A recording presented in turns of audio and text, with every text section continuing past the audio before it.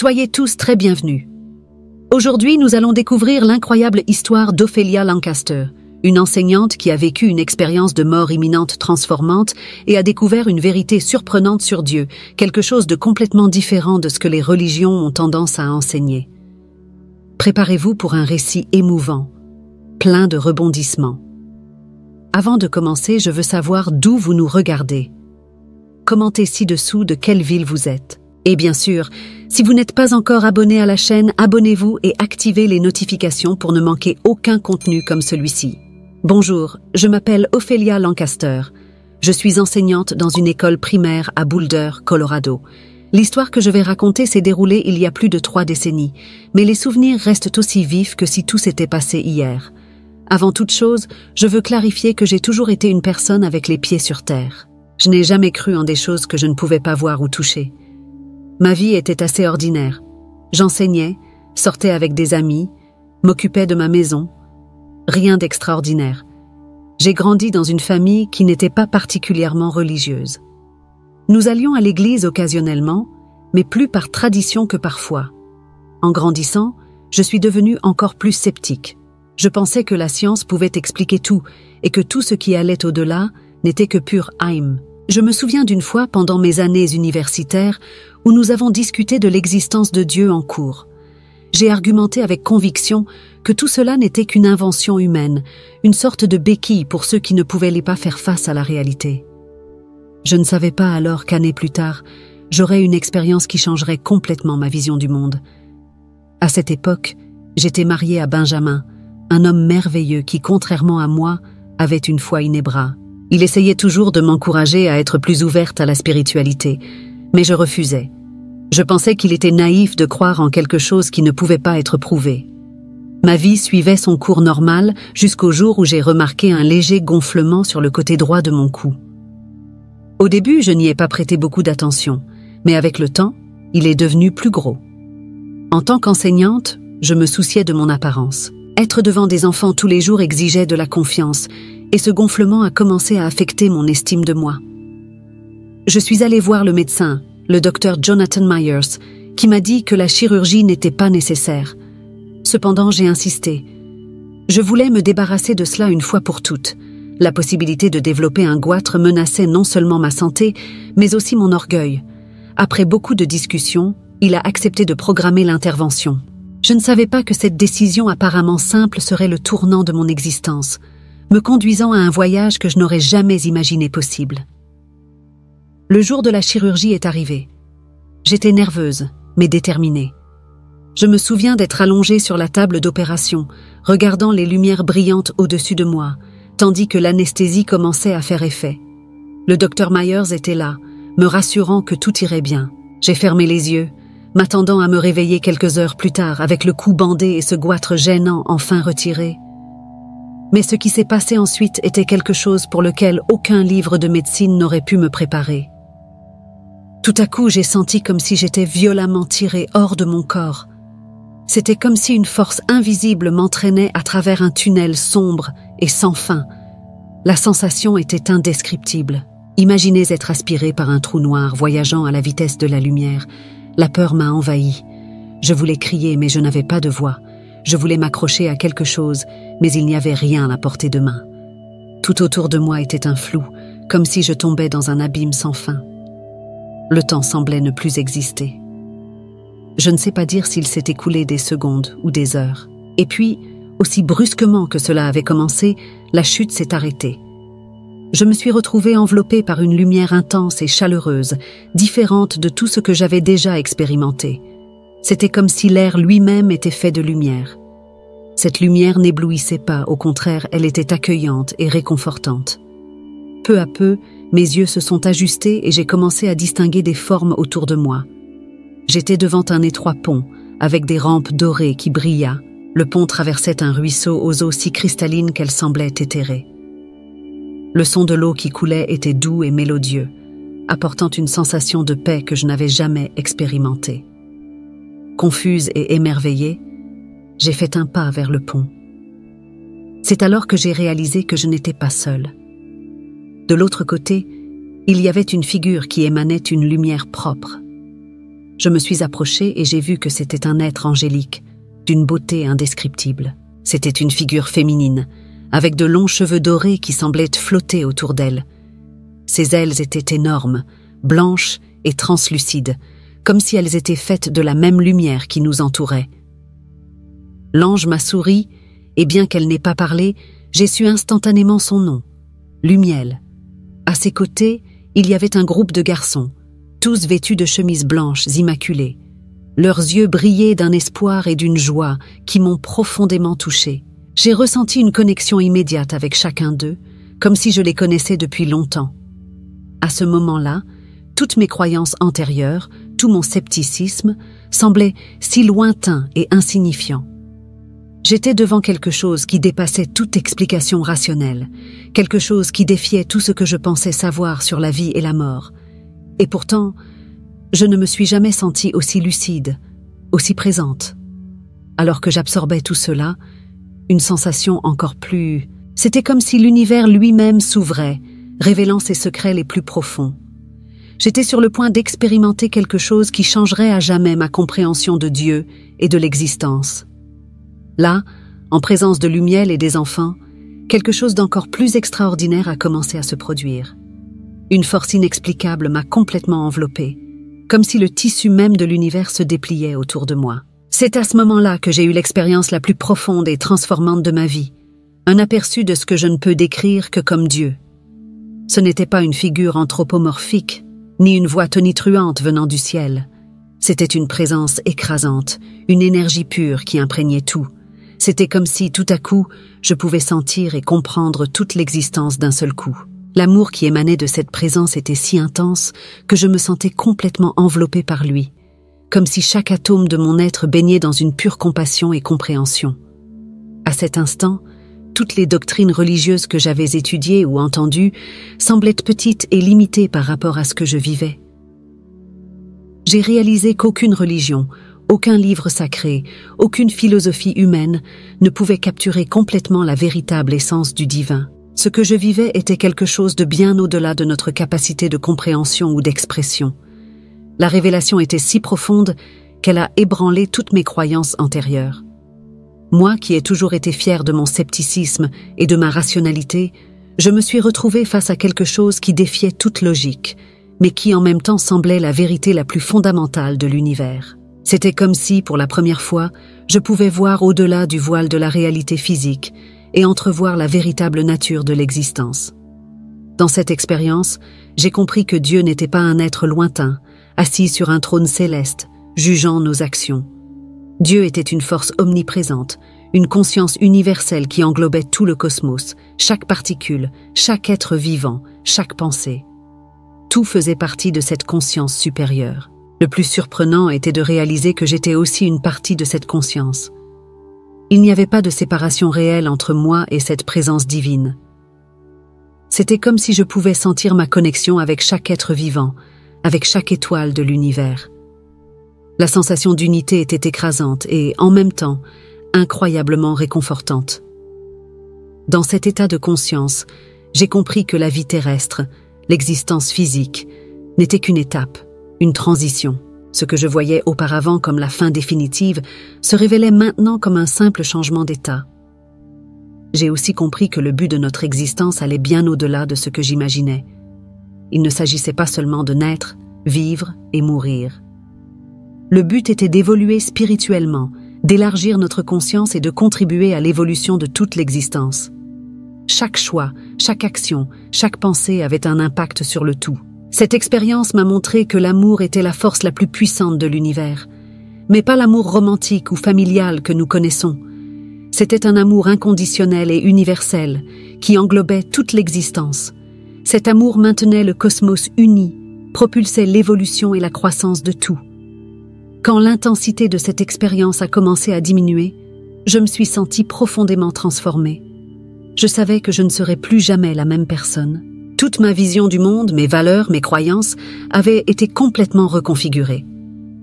Et bien que je savais qu'il serait difficile d'exprimer par des mots ce que j'avais vécu, je ressentais un besoin urgent de partager cette vérité avec le monde. Alors que j'essayais encore de traiter l'ampleur de ce que j'avais vécu, quelque chose d'inattendu s'est produit. C'était comme si une force invisible me tirait violemment en arrière. La sensation était similaire à celle de tomber dans un tunnel sombre, mais cette fois, c'était comme si j'étais arrachée au paradis. La vitesse était indescriptible. Je me sentais comme si je tombais d'une hauteur infinie, mais au lieu de peur, ce qui me dominait était un sentiment de perte.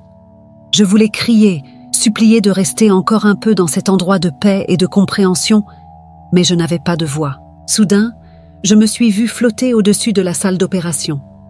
C'était une expérience surréaliste, comme si je regardais un film dans lequel j'étais la protagoniste. Là en bas, je pouvais voir mon propre corps allongé sur la table d'opération. Le docteur Myers et son équipe étaient visiblement agités, travaillant frénétiquement. J'observais tout avec une étrange distance, tandis qu'ils essayaient désespérément de me stabiliser. Des moniteurs bipaient, des voix s'élevaient avec un ton d'urgence. « Nous sommes en train de la perdre !» ai-je entendu quelqu'un crier. C'était bizarre de voir mon propre corps là, pâle et immobile, tandis que je me sentais plus vivante que jamais. C'est alors que j'ai entendu quelque chose qui m'a choquée. C'était mes propres cris, mais pas les cris de mon corps physique qui restait inconscient. C'étaient des cris qui semblaient venir de mon âme, un son angoissant, comme si chaque fibre de mon être protestait contre le retour forcé au monde physique. Les infirmières m'ont rapidement transférée à l'unité de soins. Je continuais à crier, mais personne ne semblait m'entendre. C'était comme si mon âme essayait encore de comprendre où elle appartenait réellement, déchirée entre deux mondes. Peu à peu, je me suis sentie tirée en arrière vers mon corps. La transition était difficile et confuse, comme essayer de s'ajuster à un vêtement trop serré après avoir goûté à la liberté de voler. Ma conscience luttait pour se réadapter aux limitations du physique. Quand j'ai finalement ouvert les yeux dans l'unité de soins, j'ai été envahie par un mélange d'émotions. D'un côté, il y avait une joie inexplicable, comme si chaque cellule de mon corps célébrait le simple fait d'être en vie. De l'autre, je ressentais une profonde nostalgie pour ce que j'avais vécu, une mélancolie qui semblait percer mon âme. Les infirmières autour de moi semblaient soulagées, mais aussi confuses par ma réaction. Je souriais et pleurais en même temps, incapable d'expliquer le tourbillon d'émotions qui me traversait. C'est à ce moment-là que le téléphone à côté de mon lit a sonné. L'infirmière a répondu et, après une brève conversation, m'a regardée avec surprise. « C'est ta mère », a-t-elle dit. « Elle veut. » Encore étourdie, j'ai pris le téléphone. La voix familière de ma mère au bout du fil me ramena brutalement à la réalité. Je parvins à dire que j'allais bien, même si « bien » était un mot complètement inapproprié pour décrire ce que je ressentais. Alors que je parlais avec ma mère, essayant de la rassurer en lui disant que tout allait bien, mon esprit vagabondait. Comment pourrais-je commencer à expliquer ce qui s'était passé? Comment pourrais-je mettre en mots une expérience qui défiait toute logique et raison? À ce moment-là, je réalisais que j'étais confrontée à un défi bien plus grand que la récupération physique de l'opération. Je devrais trouver un moyen d'intégrer cette expérience extraordinaire dans ma vie quotidienne. Alors que je me remettais dans le service, plongée dans mes pensées sur l'expérience récente, un souvenir oublié depuis longtemps, c'était comme si l'expérience de mort imminente avait ouvert une porte dans mon esprit, permettant à d'autres souvenirs inexplicables de remonter à la surface. Je me souvenais d'un événement étrange qui s'était produit dans les années 1970, lorsque j'étais une jeune randonneuse explorant l'Asie. J'étais dans une ville animée, dont le nom m'échappe maintenant, essayant de monter dans un bus bondé. La confusion était immense. Des gens se poussaient, criaient dans une langue que je comprenais à peu. Soudain, au milieu de ce chaos, j'entendis quelque chose qui me figea. C'était la voix de ma mère, claire, comme si elle était à mes côtés, appelant mon nom exactement comme elle le faisait dans mon enfance, quand elle réalisait que j'étais sur le point de me blesser. « Ophélia !» La voix cria avec urgence et inquiétude. Instinctivement, sans même penser à ce que je faisais, j'enlaçai mon corps et tirai mon sac à dos contre ma poitrine. À l'instant suivant, je ressentis un fort coup. Un homme avait essayé de passer près de moi en hâte, ses mains frôlant l'endroit où mon sac, contenant tous mes documents et mon argent, se trouvait quelques secondes auparavant. À ce moment-là, je ne prêtais pas beaucoup d'importance à l'incident. J'étais plus préoccupée à entrer dans le bus et à atteindre ma destination. Mais maintenant, allongée sur ce lit d'hôpital, le souvenir revenait avec une clarté troublante. Comment ma mère avait-elle pu m'avertir du danger alors qu'elle était à des milliers de kilomètres? Était-il possible qu'elle ait un genre de capacité psychique que je n'avais jamais comprise ou acceptée? Ce souvenir fit remonter d'autres occasions où ma mère semblait savoir des choses qu'elle ne devrait pas. De petits incidents que j'avais toujours écartés comme des coïncidences ou de pures imaginations. Maintenant, à la lumière de ma récente expérience, ces événements prenaient un nouveau sens. Je commençais à me demander s'il y avait une connexion entre nous qui allait au-delà du physique. Ma mère avait-elle, d'une certaine manière, accès à ce plan spirituel que j'avais entrevu durant mon expérience de mort imminente? Ces questions me laissèrent troublée. D'une part, je voulais désespérément parler à ma mère de cela, lui demander si elle se souvenait de ce jour en Asie, si elle était consciente de ce qu'elle avait fait.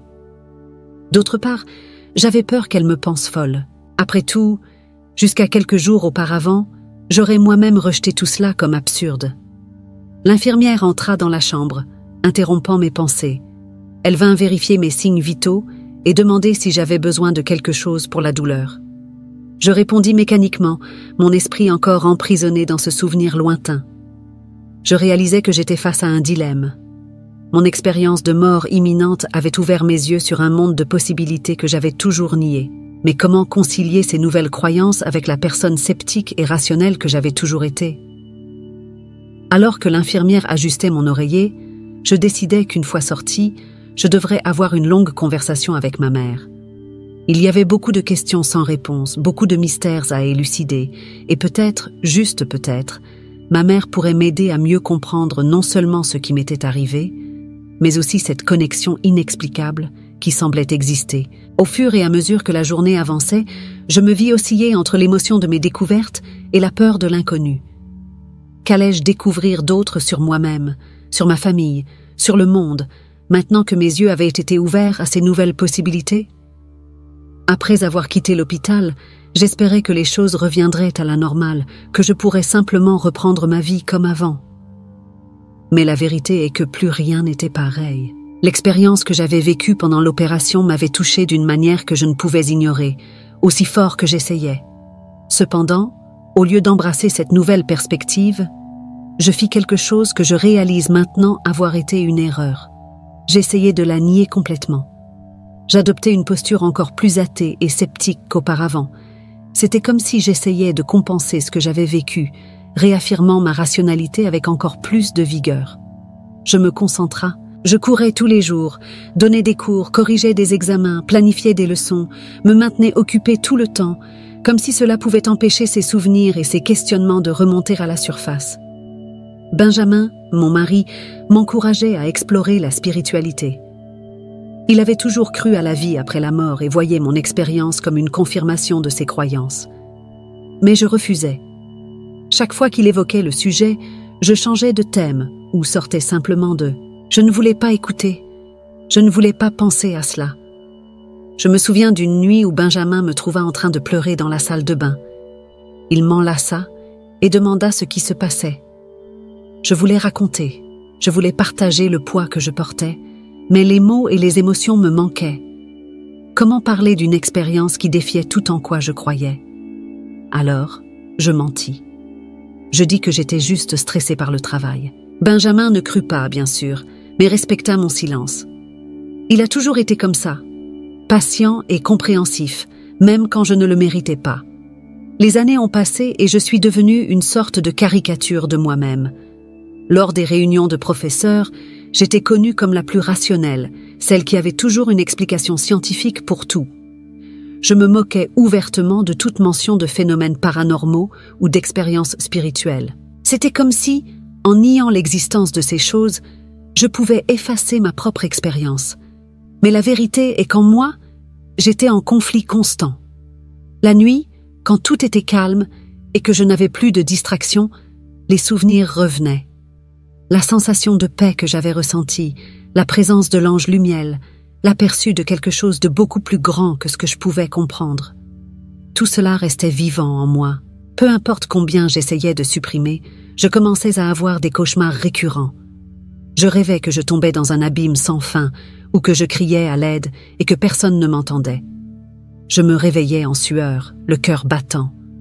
Benjamin était toujours là pour me réconforter, mais je n'arrivais jamais à expliquer ce qui me tourmentait vraiment.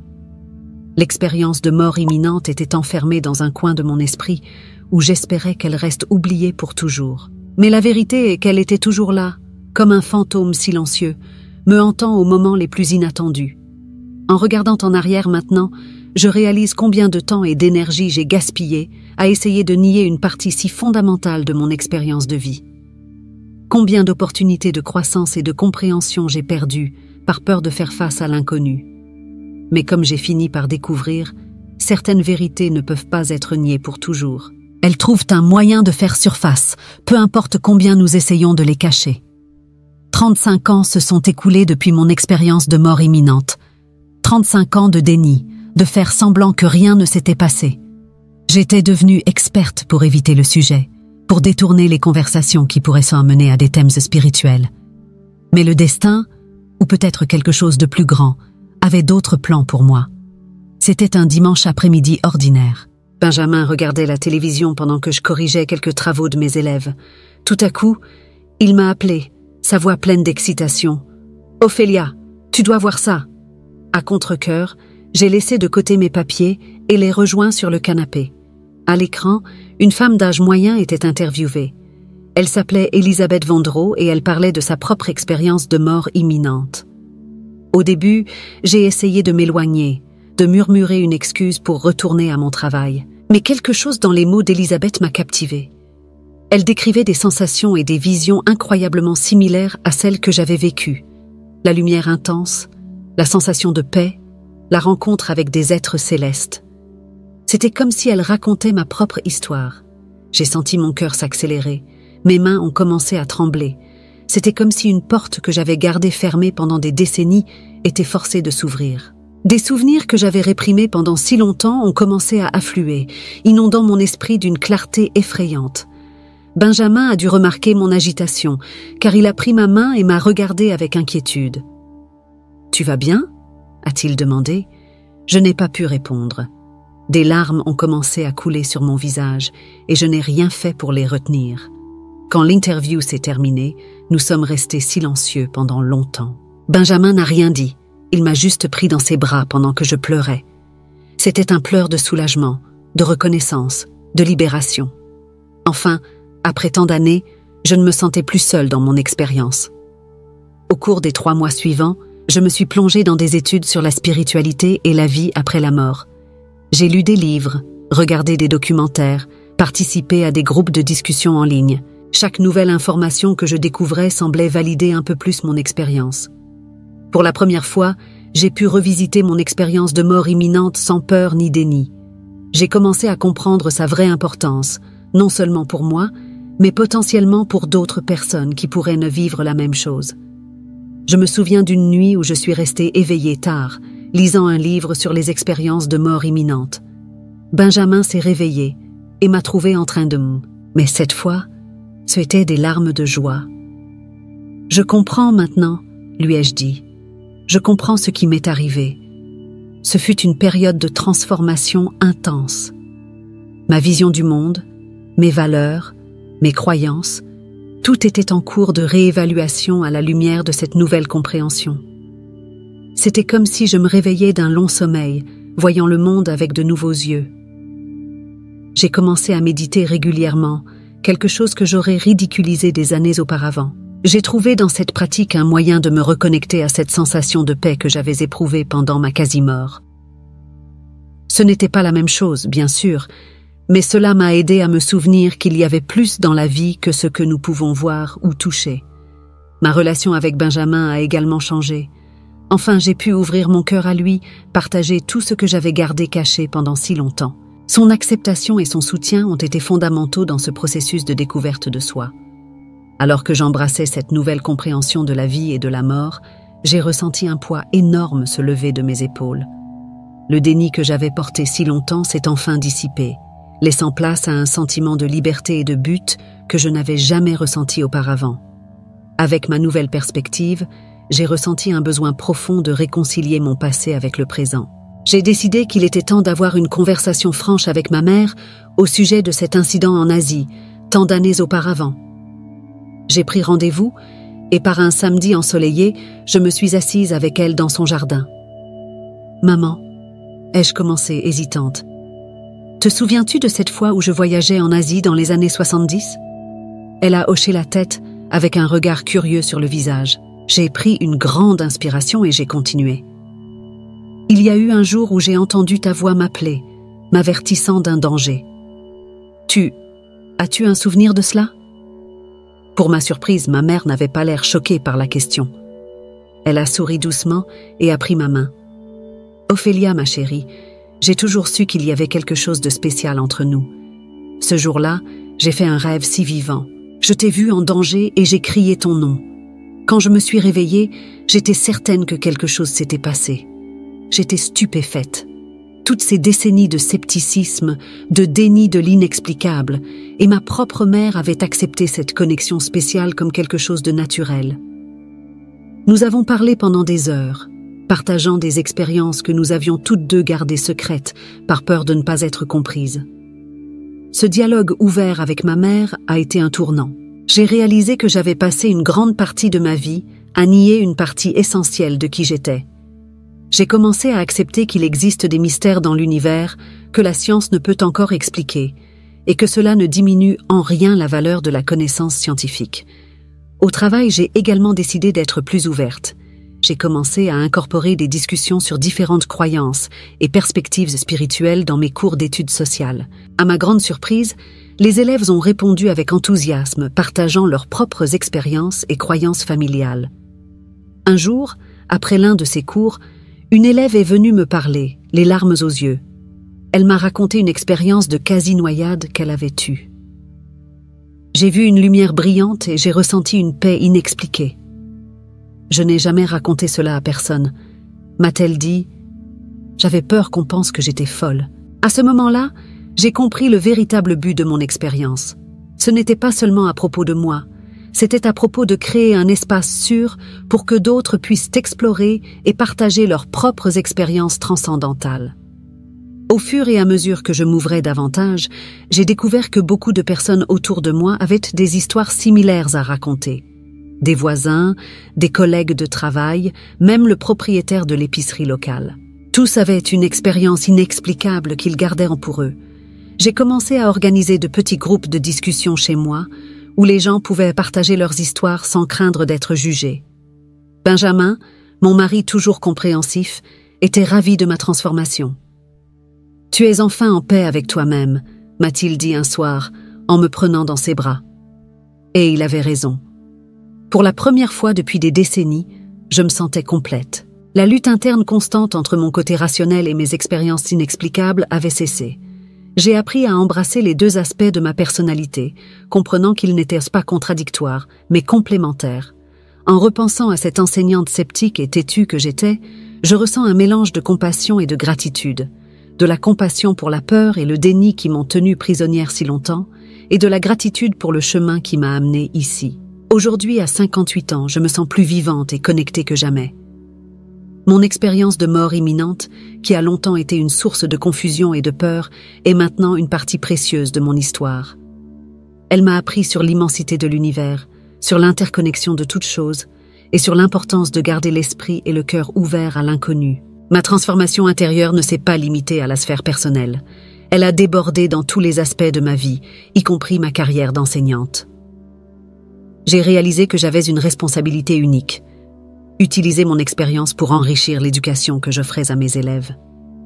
J'ai commencé à incorporer des discussions sur la philosophie spirituelle et la conscience dans mes cours, toujours de manière respectueuse et inclusive. Il ne s'agissait pas d'imposer des croyances, mais d'ouvrir un espace pour le dialogue et la réflexion. J'étais impressionnée par la réceptivité des élèves. Beaucoup qui semblaient auparavant désintéressés participaient désormais activement aux discussions. Un jour, j'ai proposé un projet dans lequel les élèves devaient interviewer des personnes de différentes origines culturelles et religieuses sur leurs croyances concernant la vie après la mort. Le résultat a été surprenant. Les élèves sont revenus non seulement avec des informations, mais avec une nouvelle appréciation de la diversité des perspectives qui existent dans le monde. Mon approche en classe n'est pas passée inaperçue. J'ai été convoquée par la directrice de l'école, craignant un réprimande. À ma grande surprise, elle m'a félicité. « Ophélia, les parents disent que leurs enfants sont plus engagés et réflexifs. » Ce changement dans la façon de gérer mes propres croyances et expériences a transformé la façon dont je me rapportais au monde qui m'entoure. La paix et l'acceptation que j'ai enfin trouvées en moi ont résonné dans tous les aspects de ma vie, touchant non seulement moi, mais aussi les personnes autour de moi. Avec ma nouvelle perspective, j'ai ressenti le besoin de réconcilier mon passé avec le présent. J'ai décidé qu'il était temps d'avoir une conversation franche avec ma mère au sujet de cet incident en Asie, tant d'années auparavant. J'ai pris rendez-vous pour une visite et un après-midi ensoleillé de samedi, je me suis assise avec elle dans son jardin. « Maman », ai-je commencé, hésitante, « te souviens-tu de cette fois où je voyageais en Asie dans les années 70 ?» Elle a hoché la tête, avec un regard curieux sur le visage. J'ai pris une grande respiration et j'ai continué. « Il y a eu un jour où j'ai entendu ta voix m'appeler, me mettant en garde contre un danger. As-tu un souvenir de cela ?» À ma grande surprise, ma mère n'avait pas l'air choquée par la question. Elle a souri doucement et a pris ma main. « Ophélia, ma chérie, j'ai toujours su qu'il y avait quelque chose de spécial entre nous. Ce jour-là, j'ai fait un rêve si vivant. Je t'ai vu en danger et j'ai crié ton nom. Quand je me suis réveillée, j'étais certaine que quelque chose s'était passé. J'étais stupéfaite. Toutes ces décennies de scepticisme, de déni de l'inexplicable, et ma propre mère avait accepté cette connexion spéciale comme quelque chose de naturel. Nous avons parlé pendant des heures, partageant des expériences que nous avions toutes deux gardées secrètes par peur de ne pas être comprises. Ce dialogue ouvert avec ma mère a été un tournant. J'ai réalisé que j'avais passé une grande partie de ma vie à nier une partie essentielle de qui j'étais. J'ai commencé à accepter qu'il existe des mystères dans l'univers que la science ne peut pas encore expliquer, et que cela ne diminue en rien la valeur de la connaissance scientifique. Ma relation avec Benjamin a fleuri d'une nouvelle manière.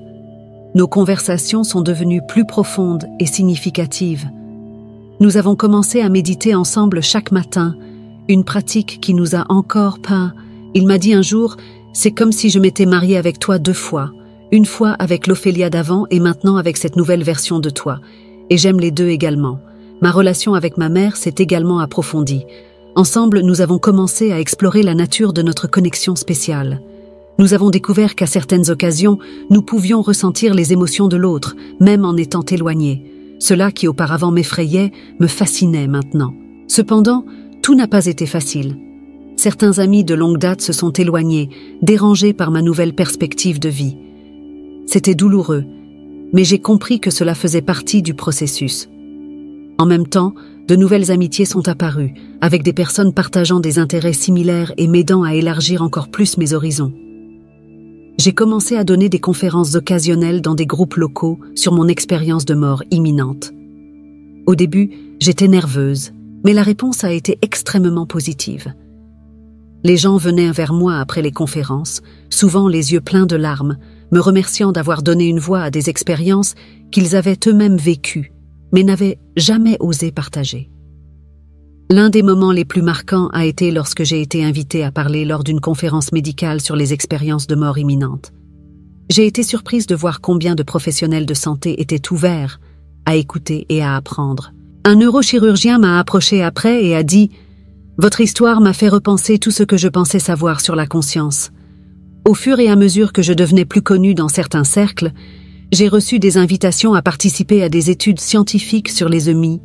J'ai accepté avec enthousiasme, voyant cela comme une opportunité de contribuer à la compréhension de ces phénomènes. C'était fascinant de voir comment la science commence à aborder des questions qui étaient auparavant considérées comme purement spirituelles. Tout au long de ce processus, j'ai maintenu un équilibre soigneux. Je ne voulais pas devenir une gourou ou quelqu'un qui prétend avoir toutes les réponses. J'ai gardé mon approche critique et rationnelle, mais maintenant combinée avec une ouverture à l'inexplicable. En regardant en arrière, je vois comment mon expérience de mort imminente a été un catalyse. D'une enseignante sceptique et fermée, je suis devenue quelqu'un qui embrasse le mystère de l'existence, cherchant toujours à apprendre et à grandir. Et le plus important, j'ai appris à vivre chaque jour avec gratitude, sachant que chaque moment est précieux et plein de potentiel pour la croissance et la compréhension. Aujourd'hui, assise dans mon bureau à la maison, entourée de livres, de lettres d'élèves et de souvenirs d'une vie bien vécue, Je réfléchis au parcours incroyable que mon expérience de mort imminente a déclenché. Il est difficile de croire qu'il s'est écoulé tant d'années depuis ce jour dans la salle d'opération qui a tout changé. Ce que j'ai appris, avant tout, c'est que la vie est bien plus riche et mystérieuse que je ne l'avais jamais imaginé. Ce coup d'œil sur quelque chose de plus grand, ce sentiment de connexion avec tout ce qui existe, n'était pas seulement un rêve ou une hallucination induite par des drogues. C'était réel, aussi réel que le sol sous mes pieds, et cela a fondamentalement changé ma compréhension de l'existence. J'ai réalisé que la vie ne se termine pas avec la mort du corps physique. Elle continue, se transforme, évolue. La mort que j'avais tant redoutée, je la vois maintenant comme une transition, un passage vers un autre état d'être. Cela ne signifie pas que je n'ai plus peur de la mort. Après tout, je suis humaine. Mais cette peur ne me paralyse plus. Au contraire, elle m'incite à vivre chaque jour pleinement, à profiter de chaque moment. Une autre leçon cruciale a été l'importance de l'esprit ouvert.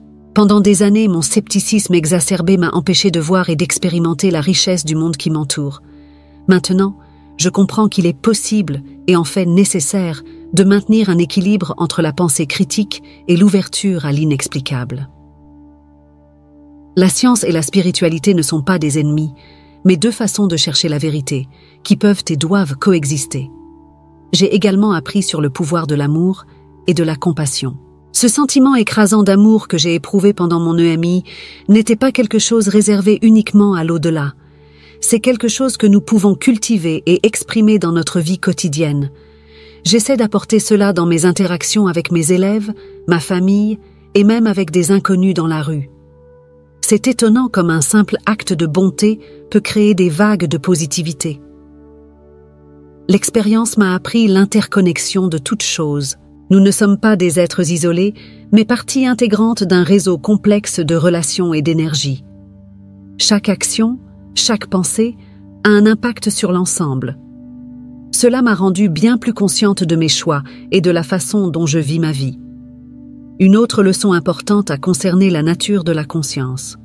Mon EMI m'a montré que la conscience est quelque chose de bien plus grand et complexe que nos cerveaux physiques. Cela m'a ouvert un monde de possibilités et m'a fait remettre en question beaucoup de ce que je pensais savoir sur l'esprit humain. J'ai également appris sur la valeur du partage. Pendant des années, j'ai gardé mon expérience pour moi, craignant le jugement des autres. Mais quand j'ai enfin commencé à partager, j'ai découvert que beaucoup de gens avaient des histoires similaires à raconter. Créer des espaces sûrs pour ces conversations est devenu une partie importante de ma mission de vie. Le parcours n'a pas été facile, il y a eu des moments de doute, de peur, de questionnement. Mais chaque défi m'a fait grandir, m'a fait mieux comprendre moi-même et le monde qui m'entoure. Aujourd'hui, à 58 ans, je me sens plus vivante et connectée que jamais. Je ne vois pas mon expérience de mort imminente comme quelque chose qui m'est arrivé, mais comme un cadeau qui m'a été offert. Un cadeau qui a changé le cours de ma vie et m'a permis d'aider d'autres à trouver un sens à leurs propres expériences. Pour ceux qui lisent cela et qui ont peut-être vécu quelque chose de similaire, je veux dire, vous n'êtes pas seuls. Vos expériences sont valables et importantes. N'ayez pas peur de les explorer, de les partager. Et pour ceux qui n'ont jamais vécu une expérience comme celle-ci, mon message est « Gardez l'esprit ouvert ». L'univers est bien plus vaste et merveilleux que nous ne pouvons l'imaginer. Il y a des mystères que la science ne peut encore expliquer, et c'est quelque chose de beau et d'excitant. Alors que j'écris ces derniers mots, je ressens une profonde gratitude. Gratitude pour la vie, pour le voyage, pour les leçons apprises. Gratitude pour chaque personne qui a croisé mon chemin et m'a aidé à grandir. Et gratitude pour l'opportunité de partager mon histoire, dans l'espoir qu'elle puisse apporter réconfort, inspiration ou simplement un nouveau point de vue à quelqu'un qui lit. La vie est une aventure incroyable, pleine de mystères et de merveilles. Étreignez-la de tout votre cœur. Gardez votre esprit ouvert et ne cessez jamais de vous interroger, d'apprendre, de grandir. Car, au final, c'est cela qui compte vraiment. Non la destination, mais le voyage.